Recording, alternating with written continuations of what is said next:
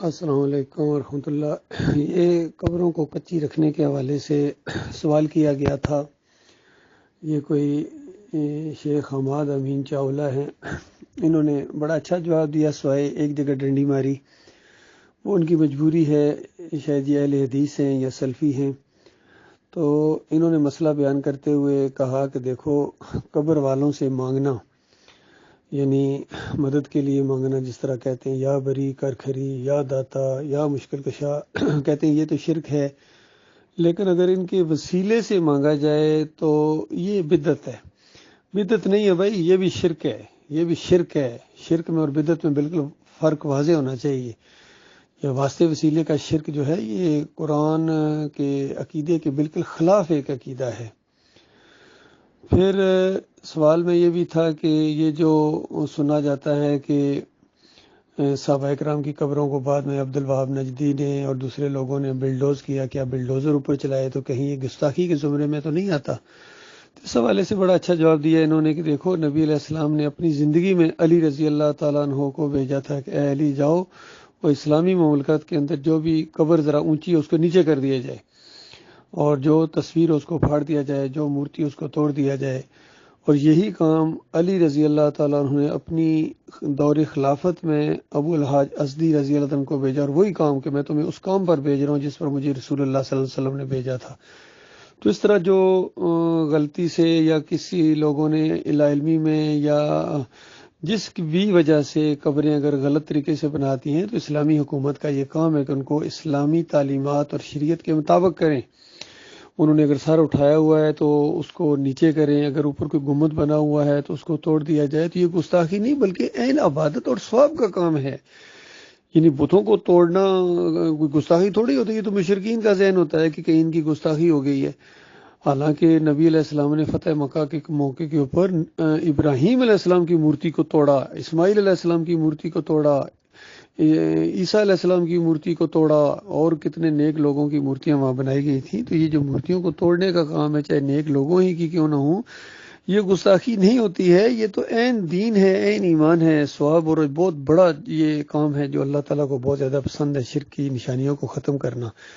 اسی طریقے سے آج جو مسلمانوں کے قبرستانوں کے اندر یہ قبریں پکی ہیں یا اوپر گنبد بنے ہوئے ہیں، جہاں کہیں بھی بنے ہوئے ہیں، جب اسلامی حکومت آئے گی انشاءاللہ ان سارے گنبدوں کو توڑ دیا جائے گا، زمین کے برابر کیا جائے گا۔ تو یہ کوئی قبروں کی توہین نہیں ہے، بلکہ یہ تو شریعت کے اوپر عمل کرنا ہے۔ حتیٰ کہ نبی صلی اللہ علیہ وآلہ وسلم کی قبر کے اوپر بھی جو گنبد بنایا گیا ہے اور نیچے دو قبریں ہیں، یہ نبی علیہ السلام کی تعلیمات کے بالکل خلاف یہ ماحول بنا دیا گیا ہے۔ نبی علیہ السلام کی قبر جب وہاں بنائی گئی تھی تو وہ مسجد کا حصہ ہرگز نہیں تھی، وہ بالکل علیحدہ تھا، حجرہ عائشہ رضی اللہ تعالیٰ عنہ، اور اس کے اندر وہ بنائی گئی تھی، تو اس کو علیحدہ رہنا چاہیے تھا۔ یہ بعد میں، بہت بعد میں ان لوگوں نے اس کو قبر کے اندر کر دیا ہے، بہت بڑا جرم کیا ہے۔ جس کسی نے بھی کیا ہے تاریخ کے اندر، اس نے اپنی لا علمی کے ساتھ کیا ہے یا عقیدت اور محبت کی وجہ سے کیا ہے، تب بھی جرم ہے، کیونکہ شرک ہمیشہ عقیدت اور محبت ہی کی وجہ سے ہوتا ہے۔ عیسیٰ علیہ السلام کو اور عزیر علیہ السلام کو یہودیوں نے، عیسائیوں نے محبت کی وجہ سے اللہ کی ذات کا حصہ بنا کے ان کو بیٹا بنا دیا۔ اس طرح آخری امت نے نبی علیہ السلام کو اللہ کی ذات کا حصہ اور ٹکڑا بنا دیا محبتی کی وجہ سے۔ پھر واسطے، وسیلے، پکارے، یہ سب محبتی کی وجہ سے تو ہوتی ہیں۔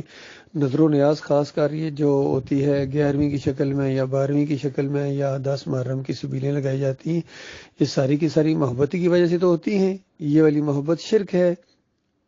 تو شرک کو ختم کرنا یہ عین ایمان کا حصہ ہے، اور اس میں ذرا برابر ہچکچاہٹ نہیں ہونی چاہیے۔ اگر ذرا برابر بھی اس میں ہچکچاہٹ ہے کہ کہیں گستاخی نہ ہو جائے، تو اس کا مطلب ہے آپ کے اندر ایمان خالص نہیں ہے۔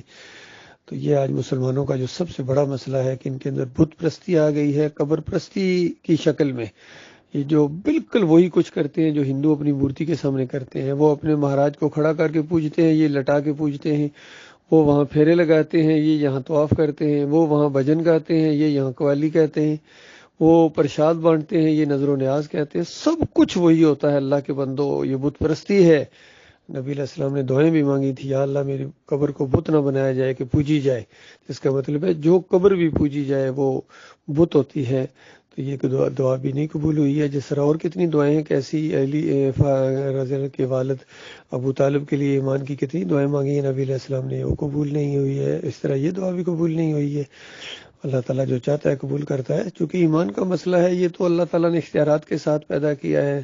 حتیٰ کہ بیت اللہ کے اندر اور گرد و نواح میں 360 مورتیاں انہوں نے رکھ دی تھی تو اللہ نے زبردستی ان کو نہیں توڑا ہے، زبردستی یعنی نہیں ہٹایا ہے، یہ موقع دیا ہے اللہ تعالیٰ. ٹھیک ہے کرتے رہو، لیکن یاد رکھنا اس کی سزا بہت بری ہے، جہنم میں ہمیشہ کی آگ کے اندر رہنا پڑے گا.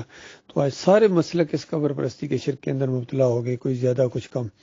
بریلوی تو براہ راست پکارتے ہیں، ان کے اوپر ایسے ایسے پھول اور چادریں چڑھاتے ہیں کہ ہندو اپنے مورتیوں کے اوپر بھی اتنی زیادہ نہیں چڑھاتے ہوں گے.